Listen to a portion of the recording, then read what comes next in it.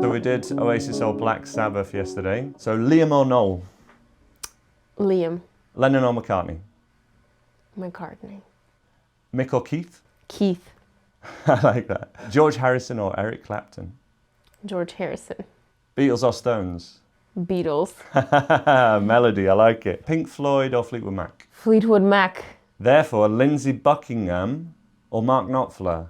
Mark Knopfler. Jimi Hendrix or Stevie Ray Vaughan? Stevie Ray Vaughan. 2008 John Mayer, Where the Light Is, or present day John Mayer? 2008, Where the Light Is, John Mayer. I know why, but that's a tough one. Paul Davids or Rick Beato? Rick Beato.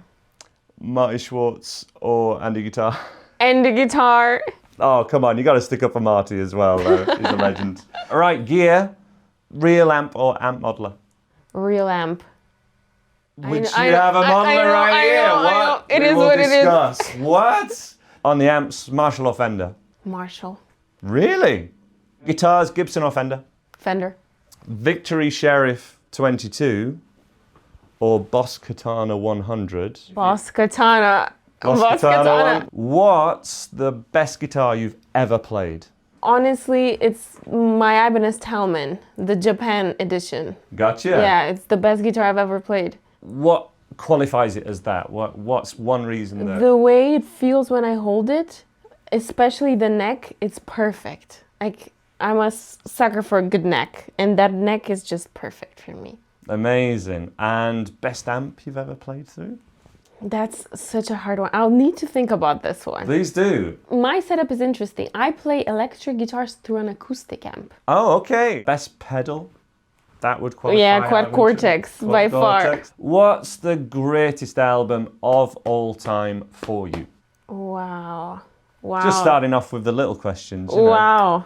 Of all time, What comes to mind? it's gotta be a John Mayer record for me. Which one? Which is the best John Mayer record? I think I'll answer with Room for Squares. Really? Yeah. The first one, right? Yeah, the first one. Any particular songs that come out? Because there's a few like poppier singer-songwriters. Yeah. You know, Your Body is a Wonderland and stuff like that. What would you say is like putting that album top Like, for you? Why Georgia? Yeah, sure. I mean, What a riff, right? And Yeah. a beautiful song. yeah. The chord progression to the chorus as well is so pretty genius. nice. What's one of the best gigs you've ever attended, or anything you've seen live where the live experience of that person was just next level for you? It was a pop act. It was a Harry Styles concert. Which one? I've seen Harry Styles. I went to Barcelona Amazing. for Love on Tour. I saw Love and Tour at Wembley. Oh my like God. 2 years ago.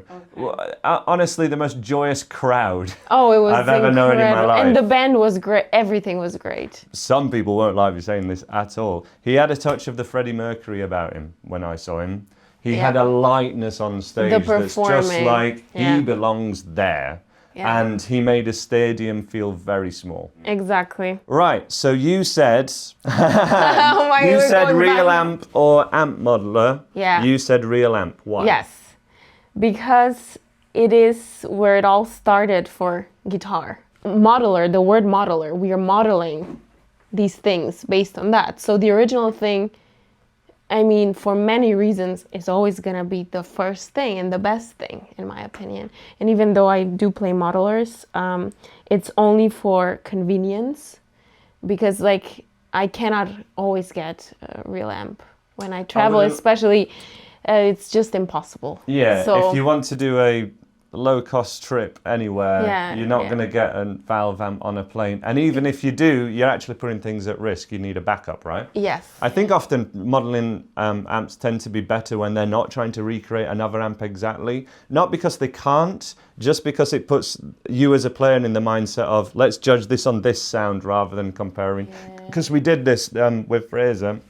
We were comparing his Helix Line 6 XL to the Victory, but we're hearing the we're comparing the digital amp from that, like we're going to be playing today, and then hearing it from a real cab. That's not like for like. No, we were like, no, we can only really compare this when we listen to it back recorded. Okay. And if you're thinking about the recorded sound as a priority, you know exactly what that's going to sound like. Yes. Which is really powerful. Yes. And again, just limits anything going wrong. Yes. We could mic this up and have you going through that, and the mic could move, and I wouldn't know. Yeah. You know what I mean? Yeah, And you'd be like, oh, we didn't get it. Why Mark Knopfler? It's tasteful. That's all I can say. It's just tasteful and melody soulful. as well, because melody. you said McCartney and George Harrison over a couple of other people that are maybe more licks based. Yeah, it's melody, it's writing, it's also songwriting. Sure. Those things are super important to me. What about, you know, Lindsey Buckingham or Mark Knopfler's lead lines? Is there anything there that inspires you with the tone or approach? The fingers again. Like that always speaks to me on guitar. Like playing like that and make it sound so effortless. And natural. Natural, An extension of the person rather than... Exactly. The pick does give a mechanical element to it sometimes, right? Yeah. But you're great with the pick. It's not like you can't play with the pick. Yeah. But I always go like hands first. Sure. Did I see you play Iris on a mandolin with a pick and doing all the picking and stuff? It was a mandolin pick. They're way bigger. Right. It's different, right? But that kind of contact is a real thing. There's a lot you can do. Like there's so many different techniques when it comes to playing with a pick. You can make it sound also very effortless and very natural. Like I talk to guitar players often, like their position of the right hand.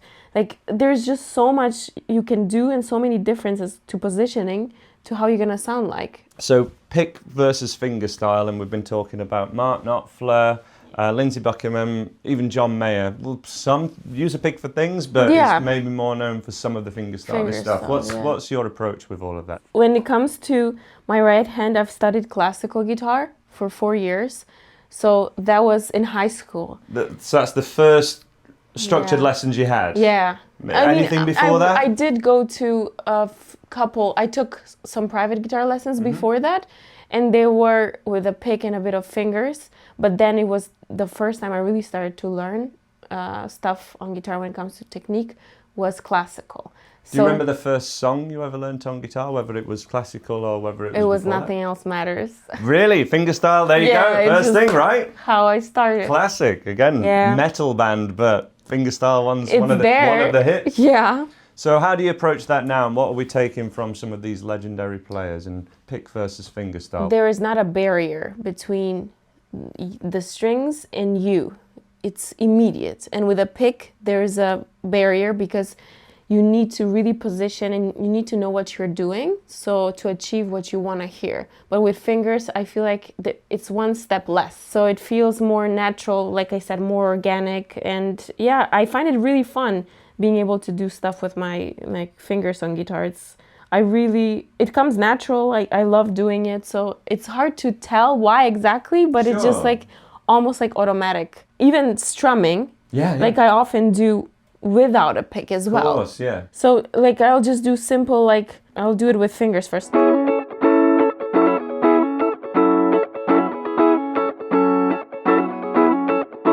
That's fingers, and then we have.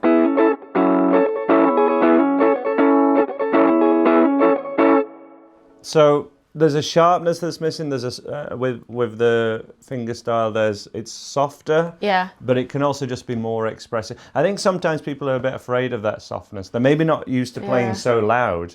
And when you play very loud, the one thing you can get is that headroom and dynamics where fingerstyle can really come to life, right? Yeah. I guess even that connects in a stadium. You don't just want to clatter people sometimes with just big chords and strumming. Dynamics really hit in a stadium, and then you really hear the reverb more and things like that, right? Yeah. Of both the room and anything that someone's using. Like I feel way more expressive. Yeah, the dynamics are less. I mean, I can get louder. Yeah. And then you can go, and even each individual strum, As soon as you start strumming with the nail at all, you can make it sound like a pick. Exactly. Maybe something more with single notes or with open strings. That kind of stuff I always play with you wouldn't even think to use it with a pick. No way. That's incredible. No Do you way. think that comes from the classical training, or is that from you? Is that from taste? It's taste and also the classical training. It's automatic for me. Like I don't think I could do it with a pick. Wow, there you go. Yeah. But you can, I've seen do it with Iris and stuff, so you can pick single strings. I can, yeah, but it's just yeah. not. Also, I use a jazz 3 usually.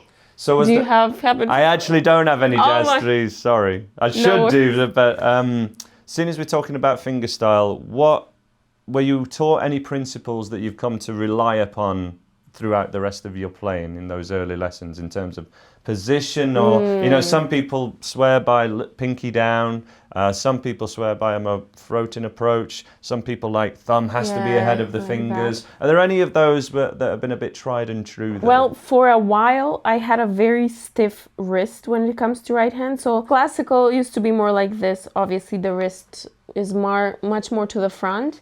And then over time, it was not sustainable for the stuff I was playing, because I also sometimes when I play, I want to like be able to do some percussive stuff. So the wrist has got to come in; it can't be out. And you wouldn't really do that with flamenco classical. No. This floating wrist, right? They wouldn't particularly do percussive, but... No, it would be very, it would take so much time and effort. And also you were getting a little bit of tension and pain from having it there all the time? I was getting a lot of pain, yeah. Also, because it wasn't really... It always felt like I needed to put effort into position my right hand, but then... I went to a teacher and he fixed it for me. He explained to me that it needs to everything needs to fall naturally in a line, and there needs to be no tension in the right hand. And now my right hand almost feels like I'm not playing. It's super loose with all this stuff. It's super loose. I don't know how to explain it. Obviously there's no tension and I never have any pain anymore. It's like breathing. Yes. It doesn't take conscious effort to do, and that alignment and lack of tension. Yeah. They're the two biggest points that I hear again and again and again. Whether it's guitar playing or posture or lifestyle thing, it's a huge thing. Any particular when you say he gave you these pointers, did he get you to play a certain pattern or anything? It was the stuff I was already playing, but it would just be just to pay attention on my right arm and hand.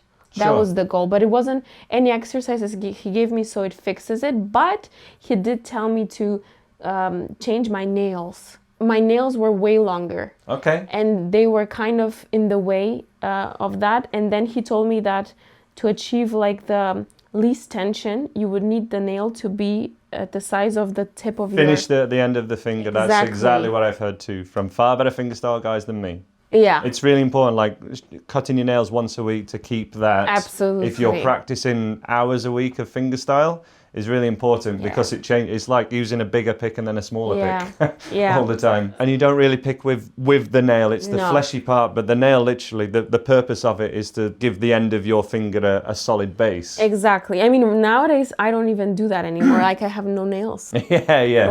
And I still manage to have a bit of you can still hear it a bit, but yeah. Did you ever have that blisters on the fingers kind of thing? I had that on my thumb for a while. My right hand, it's been years, I don't feel anything. They're super numb. You can poke me, there'll be no blood. Yeah, I think I feel the same sometimes. But for a time, again, didn't play fingerstyle for a long time, then really wanted to. Took even lessons, even 5 years ago with teachers here in Brighton. Suddenly started getting blisters on my thumb.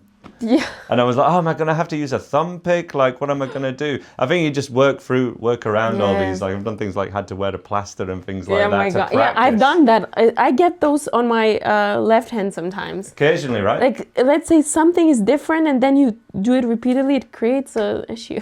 Yeah, you have a new callus, right? Yeah. If you don't do a lot of string bending for a viol or vibrato, the callus is in a different place. You got to be ready for it, true. right? A song that I've written that uses all fingers is more like bossa nova. Sure. So it play some. It does use all the fingers, but it uses them simultaneously. Oh, right. Okay. So.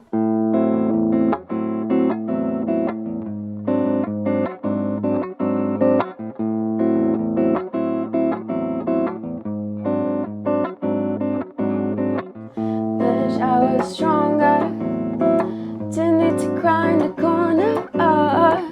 Wish I didn't care too much. Change the situation with one touch. Oh yeah, sing my words a snowdrop. Emotions couldn't stop. As time goes by, I'll learn one thing to be happy with my world on a string. That one, there was a little snippet of it.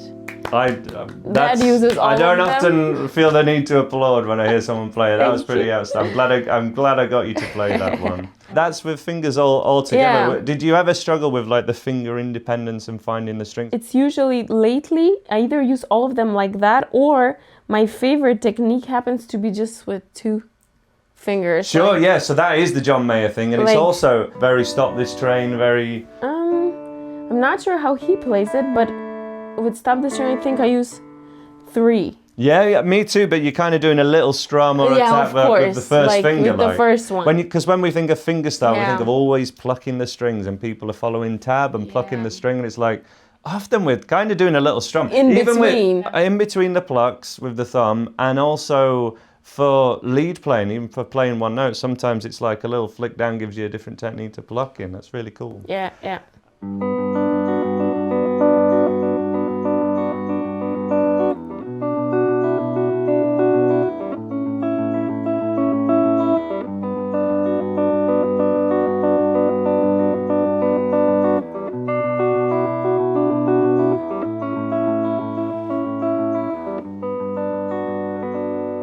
That was just 2.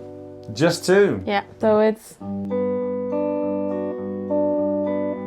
you alternate between the thumb and the index finger. And why do you choose to do that rather than what was taught to me as the orthodox? So I essentially can also do it like you could do that, but you're choosing not to. But that's basically the 2 schools of thought that I found with fingerstyle playing. okay. Orthodox technique, thumb and 3 fingers, assigned to sometimes any 3 things, but typically the thinnest 3, or claw hand method, thumb and first finger. Yeah. Why are you choosing what I would say the claw hand method? It feels less effort because I feel like I need to control way more fingers like this.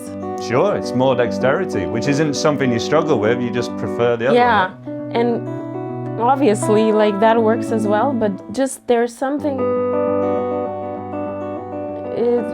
I feel also like I can be faster this way because it's only I'm controlling 2 fingers. Yeah. Like, and this sounds like more effort to me Yeah.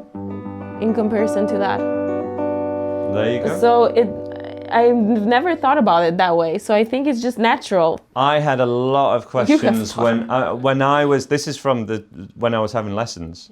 I was like, I'm needing to teach fingerstyle. I'm wanting to get a lot better myself. So I was quizzing people a lot better than me. What's your approach? And that claw hand method and orthodox method was just the clearest way to go. Look, if you're passing this on as well, those are the 2 approaches. Again, this is from Peter Wright in Leeds, fabulous fingerstyle player. He said, anything I tell you, I can name you 10, 20, 30 players that aren't doing this. Yeah. They'll do something totally different. Whatever works. Yeah, true. Some people, that bent wrist isn't going to give them any problems in a straight list Also, mind. like Matteo Mancuso plays like this, for example. Peter Wright in Leeds advises this mostly for the tone. He says you can get scratchy tone with the, but as long as the tone's fine, again, it doesn't really matter. Yeah. And that's more the bass player thing. Bass players are like thumb ahead of the fingers, basically. True, yeah. What about your voice? Did you discover you could sing? Have you always sang? Was that a journey for you? What's your journey with literally just the singing and performance of singing? Because a lot of people I teach a lot of people that if I could sing, I wouldn't be learning guitar.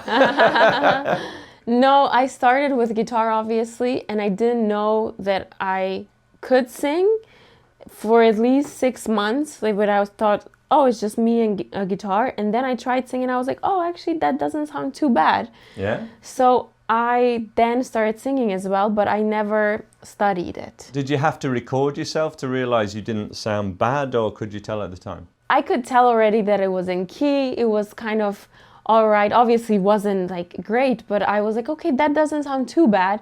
And then over time, I would record myself with whatever phone I had, so I could hear it back and be like, okay, that's actually all right. Was that a track in your progress, or was that you just wanting to listen to what was actually happening? Because when you're singing, it tends not to sound like that to you. Yes. It's like literally like hearing your voice back on an answering Yeah, machine it's or really something. weird at or the literally beginning. seeing yourself on camera and recording yourself talking and then going, my God, I don't look like that. I don't sound like that, do I? It can literally be horrifying.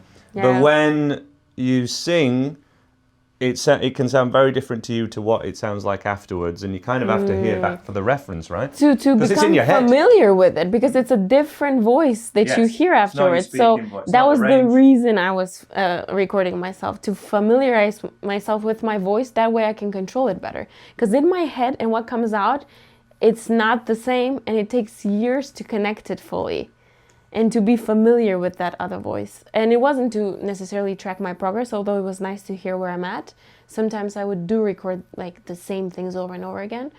But yeah, and then I would still just treat my voice. It's interesting because most singers treat their voice as the main thing, and then the guitar is like, oh, I'm just accompanying it. But for me, it feels like I'm accompanying my guitar playing with my voice. Wow. Yeah. I hear that as well. Obviously, when Yeah. it's technical playing, you know, I can't think of any of your songs where you strum in G, C, and Yeah, D, no. and just like, this is just background. Just listen to my voice. Yeah, no. Yeah, the guitar's Yeah. the guitar's the lead instrument almost. Yes. And again, your vocals are the accompaniment to a fabulous fingerstyle part. Yeah, thank you. Yeah, so, I think so. that's how I approach it, very differently. So that's why I didn't study singing, because I was like, okay, the main thing is to get good at guitar, study it, and then this thing I'll just add on top. I've taken like a few lessons, singing lessons in college, but that was it. Compared to how long I studied guitar, it's just can't be compared. Wow. Yeah. Well, let's talk about that. So, I Yeah. mean, for example, you've studied at Berkeley. Yes. Which is at least the most famous music university, as we'll call it in the UK, college in USA. From a playing point of view, what were the entry requirements to be good enough or to be accepted at Berkeley? What did they actually ask you to do? No qualifications in terms of anything else, just playing. So the audition had a few parts. One was a prepared piece of your choice. So I needed to play whatever I wanted. And then there was another one, sight reading. Basically, depending on your instrument, you're going to sing it or play it on guitar. Was it tab or was that notation? It was notation. Yeah, I thought it no might be. tabs. Yeah. And then there was another one, rhythm. Yeah, rhythm. So those were the three aspects. It's been a long time now, but So in yeah. some way, that's like performance, melody, and rhythm. Yes, exactly. They're the three core things of, I mean, being a musician, probably. Yes, and there was an interview as well. Very general, like how you see yourself, what you want to accomplish. They were like your background, how you approach your instrument. They were very general questions, but they were to basically see how serious you are, see your personality, potential, all that, because I think potential plays a huge role into acceptance at Berkeley. Yeah, of course. Yeah. They are prestigious for a reason. They've had amazing people. They want people to go on to amazing things, right? Yeah. Is there anything you mentioned about they asked a bit wider questions more than just, you know, play us things on it. Let's make sure you can play guitar. Is there anything you feel has been an asset to you that's non-guitar playing, that's more a soft skill, as we'd call it? I think it taught me, the school outside of music and all, how to research things. That's the academic part of it, because it is a music school and a lot of the classes are just music and playing and all these things, but you still need to get grades and all these things, and for that you need to get good at being good at academic things, which is research. Yeah. So thanks to it, like, I'm so much better at researching and learning, and it also taught me how to study. Like, that's a skill that's underrated, knowing how to study, also knowing how to practice, knowing how to do these things, because a lot of people want to learn, but they don't know how to get there.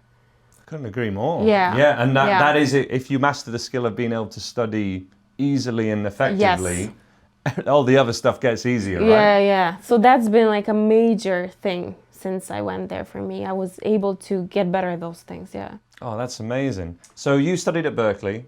For anyone wanting to make a career in music of any kind in 2025, would you recommend an academic in-person, any kind of academic in-person studying, even in-person teachers? Or can you learn everything online these days and it's all on YouTube for free and we should just do that. What's the advantage of the in-person stuff? The advantage of in-person stuff is the community. I agree. Like, there is a huge online community, but it's not the same. Because in real life, you get to connect with these people, you get to play with people, you get to... It feels more real, obviously, because it is like in real time. Yeah, I would say community is one big difference. And also, it's just a different approach going to school for it, because you're monitored. People look after your progress, people care about your progress. And here, online, you're kind of on your own, and you need to check in with yourself. Oh, am I doing good? Like, who's gonna grade me? Like, how do I know if I'm on the right track?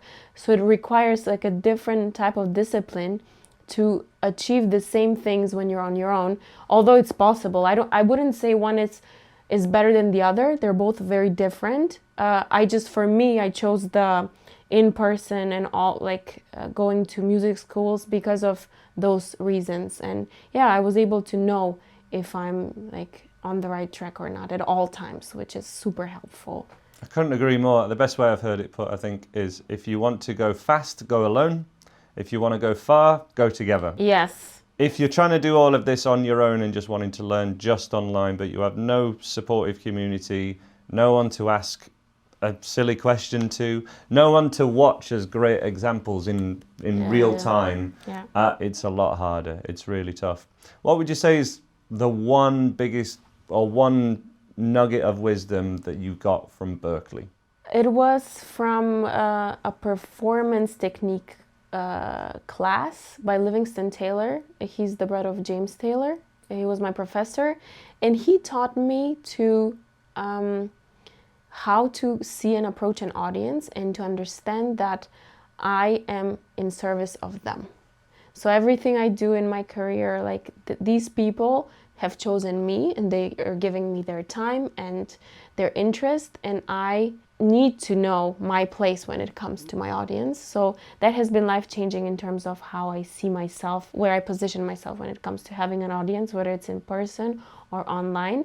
And another one in the same class was to own my broken heart, which means all of us will fail.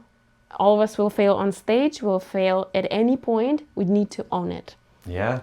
I love Roger Federer's speech on that when he retired from tennis. He said, I'm the most celebrated tennis player in history, but what I've had to learn to do is come back from the points that I've lost, because I've lost so many points in my life, but I tended to win the ones that mattered. Yes. And that's all that matters. But we're all going to have little losses, Absolutely. and often big losses. Yes. But if they're often not the ones that matter. You only need a few victories. Yes.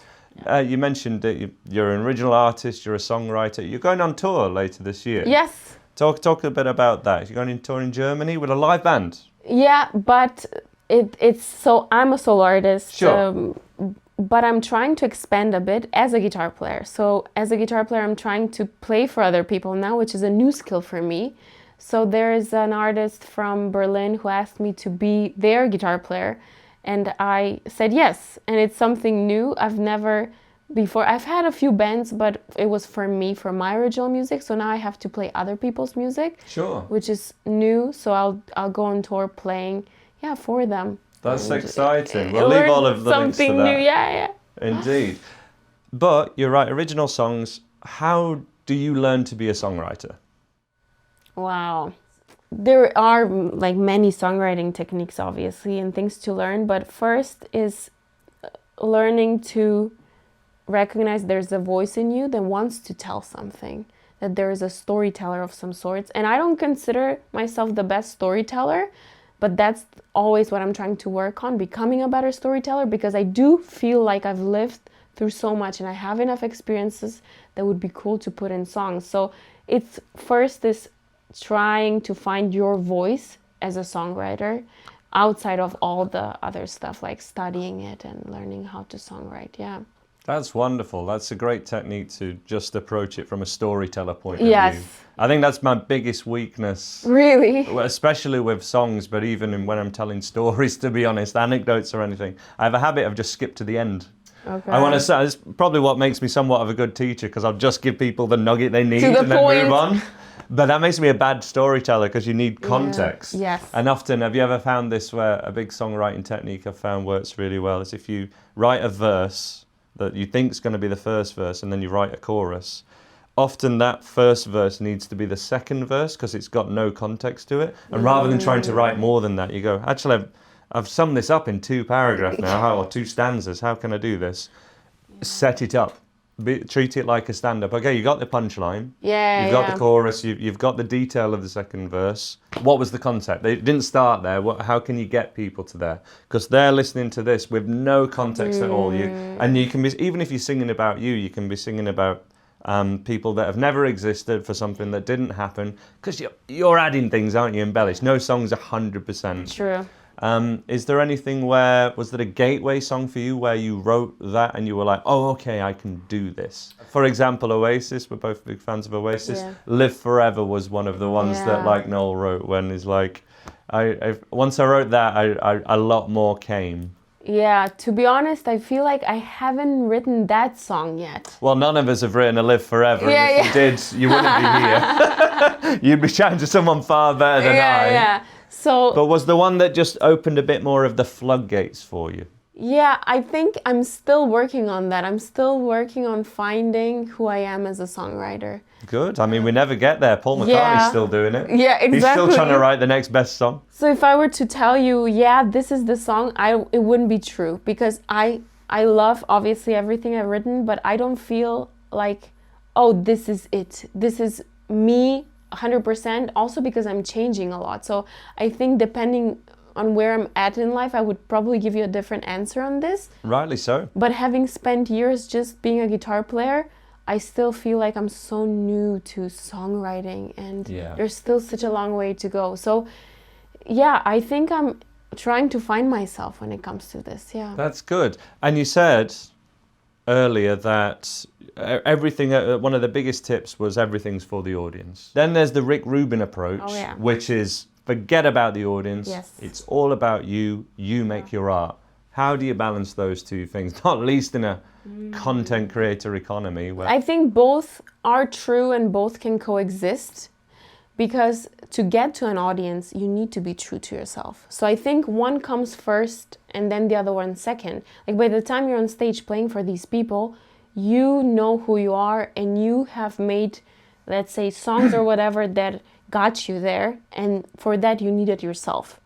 So in the process, it is very important to think about yourself and your story and all these things, because then it doesn't make sense to include the audience because that compromises the product in terms of, oh, what would my audience like? I didn't mean it in that way, but more like when the audience is there and present for you to give live them audience. Exactly. Give everything on stage. Give it all, even online. There's a way to give them all, to put effort into the things you're doing. So yeah, I think both exist at the same time, just they're not mutually exclusive. Yeah, I totally agree. That's great. And it's always, I think the art is in the balance. Do you think people need to be a content creator to be musicians in 2025?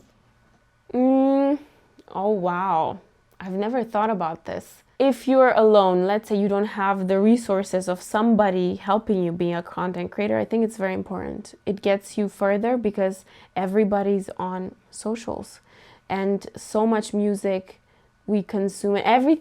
Almost every aspect of our lives is online. So I think it is crucial and it would be a yes, yeah.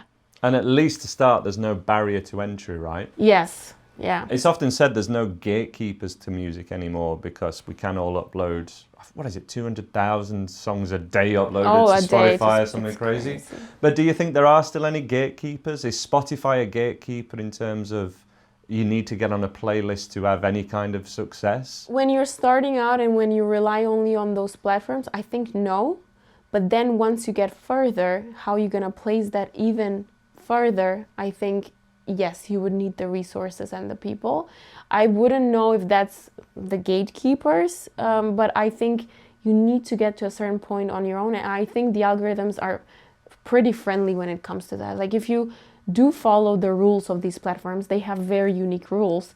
I think you have a fair chance in getting there. So I don't think for anybody who wants to start, there is like this there needs to be a fear of that, oh yeah, well, if the algorithm's gonna allow, it's, as long as you have a good product, I think you stand a fair chance. I couldn't agree more. I'm actually coming up to 3 million subscribers on YouTube. Congratulations. Insane. Amazing metric. What does that actually mean these days? Okay. Does that mean 3 million people are all going to watch my latest video? Nope. Oh, I see. Any new video I make is, relatively speaking, I think given as fair shot online, on YouTube, on Instagram or anything these days, as any new creator. I really believe that you can start afresh and you've not far off got as good a shot as me if the video is good enough. And in fact, I started a long time ago. 2012 was when I first started getting like in the thousands of views on stuff. But that video had some merit. It wasn't pushed because of any other thing than that video had some merit. If someone makes a video with merit these days, Yes. it will get pushed. Absolutely. The hardest thing is then sustaining that. Because I have things set up to sustain it, not least a place to film, obviously. guitars, cameras. But the initial start point, I really believe that it's a total meritocracy. What's not a meritocracy is that next level. Yes. Someone else has to go, this is good enough. And take you there, which goes back to what we talk about. It's a community. 100%. Like you need a network, you alone. need to know people. There's no way you can do it alone. Yeah. It's not all about you, even if you're the artist and the songwriter. Yes. You need a good talent agent, PR, management. It all helps. And putting that team together is such a unique thing.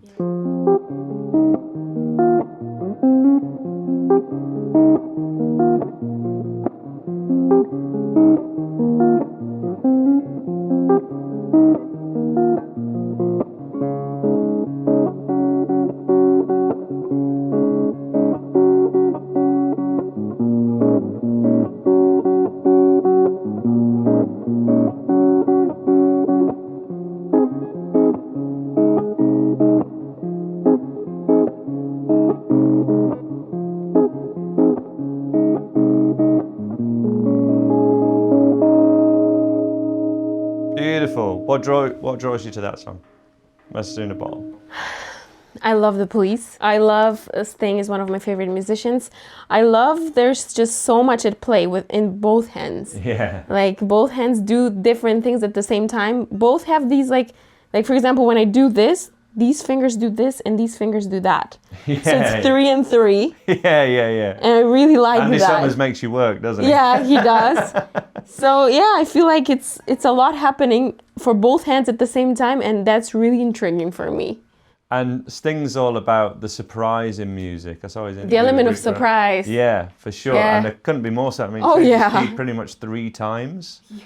And there's always something else happening. And that gives like I think sometimes all music is just tension and release, right? At its core. And this has a constant like tension and release to it. And it really goes somewhere. And a lot of modern music's seen as like, I guess, worse because it doesn't. It's just literally designed to be totally flat. And predictable. You know, so predictable. And the Police are the best for that. Oh, yes. 3 awesome musicians, man, working together. But that gets me nicely onto why the quad cortex. First of all, it's very compact. Like I can just put it in my gig bag. Take it anywhere, right? Take it anywhere. I just got it on a plane here, obviously. And I love that it's so visual. Like you can see what you're doing. Yeah, big screen, right? You can see that with lights on your face in a dark stage. You can see that, right? When there's fog on stage, you can still see it. And I find it very like user friendly. I have the delay, like fuzz, clean, and distortion, and this is all I need to play like a festival gig. Sure. Like it just works. Like you have the tuner. When you're in the delay option, you tap the delay with your foot. It's just so easy to use for me. And it's everything. Yes. It's an amp in a box. That's all you've been playing through today as your amplifier. Yes. That's any pedal you could pretty much want. Yes, anything. Like there's endless possibilities here. You can tweak the sounds like for days if you wanted to. Once you've got all that capabilities and you find your favorites and set it up, it's a stomp box ease, right? The Yeah. ease of Stompbox. Yes. You don't have to scroll through menus. You can do the whole thing with your feet, right? Yes. When you're in rehearsal or once you've set it up, everything's with your feet. Even if Yeah. you want more than like how many presets could you have for a set? If you had a set of 20 songs, could you have 20 different sounds and find them all no problem? Yes. And that could be anything. Yes. So you're in the most crazy wedding Yeah, band yeah, ever, yeah. and And they you want you to need do anything, bossa nova. And then Bon Jovi, Yeah. and then Andy Summers' Police Sounds. Yeah. It's all there. It's all for you. there, yeah. But we all do tend to gravitate towards things, right? I mean, I ones do just you have 5. Like which ones do you gravitate to with the Quad Cortex? the reverb, like Sure. the reverb. It's such a big part of a sound as well. I mean, it's the space it gives. Look, it's so spacey. Yeah. And when you watch my like videos online, like this is what it sounds like. It has this like a bit of chorus to it, but it's mostly reverb and delay. So this is my favorite. Obviously, like I do like a normal clean sound because you can hear there's a bit of stuff to it, but this is just for me as clean as I can get. Yeah. Like that clean sound, and then I need some stuff like that sometimes, just for the sake of playing in a band. Oh yeah. Like you need that, and then one level below that is my fuzz. When I want to give a bit of oomph to a song, but I don't want it to sound as metal. Yeah, and that's everything. And then I love the delay stuff, obviously, for like when you want to trick the rhythm a bit, give more atmospheric stuff. Absolutely. Yeah. It's also that guarantee of you know exactly what you're going to get. Yeah. If you can set that sound at home volume, and then turn that up through the loudest PA, it's identical. Identical, yeah. And when you record it on video, you know exactly what you're going to get. Yes. Is there anything you do if you use this a lot? You did say you preferred real amps because all these, whatever it is, it's just modeling something that's gone before. Although they do stand alone as their own things these days. They can do amazing stacking, or there'll be certain sounds that the combination of pedals. I mean, this is just a lot more than an amp in a box, isn't it? It's everything in a box. That's the thing. True. But is there anything? What is it that you miss about playing through a real amplifier that this wouldn't give you? My setup is interesting. I play electric guitars through an acoustic amp. Oh, okay. As a recovering acoustic guitar player, joking. Strummers Anonymous. Yeah, sorry, Andy. Strummers Anonymous. I took all the acoustic stuff I was doing and I just put it on electric. And I wanted to achieve that acoustic feel on an electric. Yeah. And the only way I found how to do that was to plug through an acoustic amp. I do think some of you have a very rounded tone, even when you're quite clean, and it's does very sound like an acoustic amp. mid-rangey, very warm, and that's what you're going for. That's what I'm going for, and so my setup is very unorthodox. Like I've been challenged to play with like proper electric amps, and I'm getting there slowly. But I really think that my sound comes from I have a Laney A-Duo acoustic amp, and that's why I play through at home. And that's what you're trying to simulate with this, essentially. With this, like especially with the clean one. This is exactly what I do on the amp at home. There's a bit of reverb to it, and then I tweak the guitar so it can get a bit of that raspy sound, but it's just very clean. Yeah. 100%. Yeah. And you're basically getting that rounded nylon string tone, but through an electric, right? Yes. When we've been in Brazil in particular, people were playing every different kind, and plenty of Mark Knopfler, plenty of Bossa Nova, the Eagles, everyone you could name, all on nylon string guitars. Yeah. Often through amplifiers, often basically electric guitar, but nylon strings. You know, there's a Yamaha one available that I saw was wonderful. Yeah. And it just gives it that different tone. These people are doing wonderful things on it. I think in the UK we're very much like steel strings. That's if you're playing nylon strings, it's a different thing, right? Yeah, I mean, I got there because I felt like, there's limitations to how much you can do with the nylon strings, and then I got into steel strings, and then now I'm doing all the acoustic stuff on electric because it feels, I don't know, it's easier somehow because the neck is different, obviously, and I still love to play acoustic. Like I do a lot on acoustic, but I feel like this is where I'm the most expressive when I do the All the stuff I did on acoustic on an electric. That's amazing. Yeah. I actually want you to try a couple of mine because there's I'd love certain ones which, for example, nylon string guitars, you can bend the strings a lot more. Yes. And it's and it can have that kind of more expression. Don't get blisters on your fingers with a nylon string guitar, and they can be electrified as well. Absolutely fine. True. It's so it's one of those.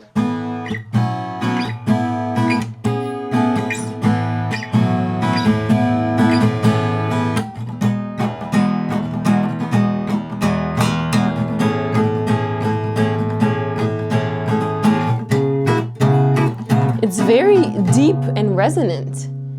Like it's and it feels really easy to play actually.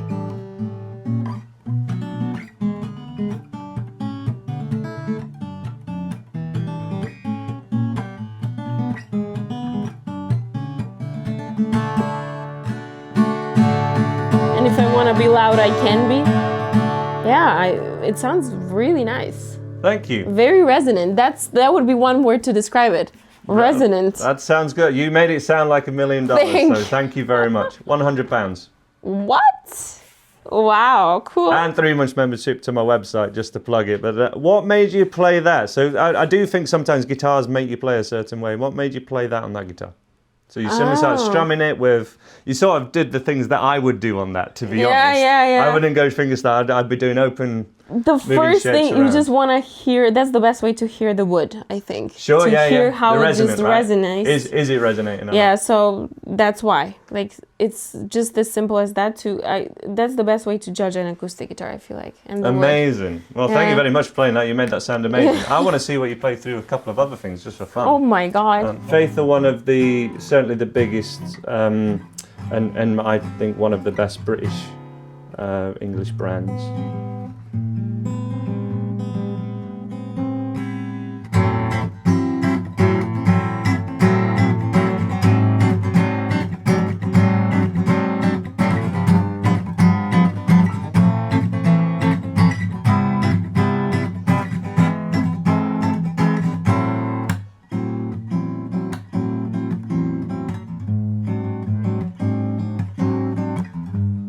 Now this is a much deeper sound.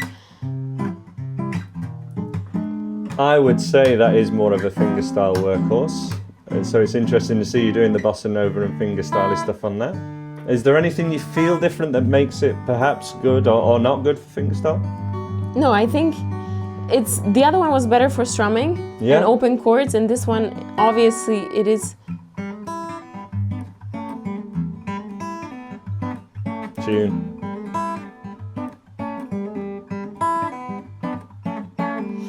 Yeah, this one definitely it resonates different than the other one. It's deeper, so I feel like the fingerstyle stuff sounds more compact on it. Sure.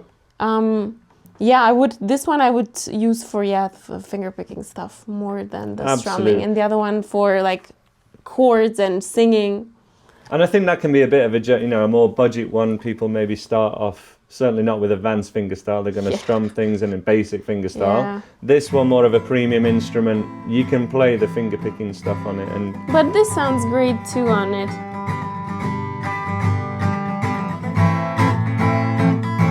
And I like there's range of the dynamics on it as well. Although the other one also for me personally felt more compact. it is a little bit slimmer, it doesn't really show on camera and things like that. But it is slimmer, and again, beginner friendly. Yeah, this is a nice color. Thank you. Yeah, that's Mars in a classic burst, I think it is. That's one of my go-tos. Limiting factor, it only goes up to the 12th fret there. So I have a similar one with a cutaway, but I mean that does most things. Okay, before I give this one to you, I'm going to do this. Which is that looks mad of me. Crazy. And I'm going to do this. And that's how you pack it. And you can have that in your suitcase, put it in overhead. And then when you arrive at your destination and you want to play, you do this. Welcome to the future. You do this. Oh, wow. So ending it at the back. That's quite close. First impressions. Now you've just seen, you know, what I've just done.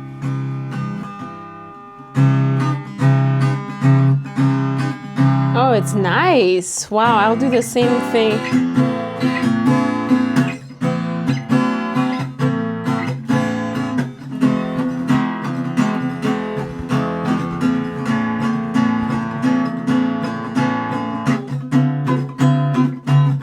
It resonates even more than the other one. Yeah, it's kind of What mad. the heck? So if you look at the body of it, there's a wedge. Can you see how it's thinner at the top side than this side? Yeah. They call that the wedge, which gives you a bigger body, but it's quite small and kind of comfortable to play, right? Yeah, it's really cool. And it's so, like, nice to hold. Like, it's small. Bend a string on it? Does that bend a little easier than an acoustic, maybe? It does, but it's not, like, I mean, for me, bending, like, I just am not friends with bending. But Yeah, it's not your thing. it's not my thing. That's so funny as well, because with, you know, expressive playing, Yeah. one of the things normally is string bending and vibrato.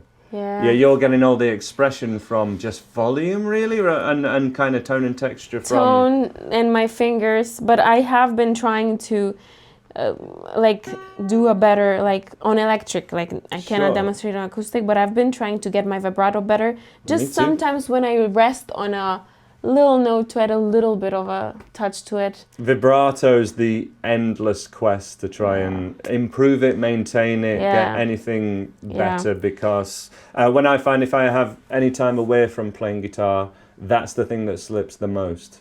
Somewhat string bending as well, but vibrato, I mean, not least because of where the calluses are, they're just in different places. Like I on your immediately fingers. got calluses. Yeah, From right. trying to bend two strings. Sure, man, but that's bending an acoustic guitar. I mean, they're 12s I would on never. it. You know what I mean? This is super cool. The fact that you can pack it like that. From this selection here, I would probably sit here and try everything yeah. and then stick with the bass. I really love rhythm, obviously, because of my right hand. Sure. So that's what draws me to bass. Excellent. And, No, I totally and also agree. this draws me to bass. Well, it's fingerstyle. It's Yeah. transferable skills, but a totally different instrument. You know, it's not like you're suddenly playing a clarinet or No, something no, that's no, totally no. different. It's one of the Yeah. core elements of what you do: Yeah. riffs, rhythm, feel, dynamics, groove. But you can practice all that in a totally different way on a bass, right? Yeah. Now, there's a reason I have one. I love it. No, that's fab. Thank you very much for Thanks chatting for with me having today. me. This This has been was super fun. Yeah. I'm super pleased we could make this work. Is there anything you particularly want to plug? The tour in Germany in September. video. Yeah, so I'll be with a German artist called MPNG on tour in Germany. So you can come see me play guitar and have fun on stage and basically rock out with my new band. That's outstanding, exciting stuff. Oh, I'm jealous. That sounds like amazing fun just to go on tour. Yeah. I honestly can't imagine how I would ever make that work. So anyone that's doing it, I'm happy to support it. Thank Thanks so you, much for Andy. coming today. Thank It's been you. lovely to meet you. Nice to meet you.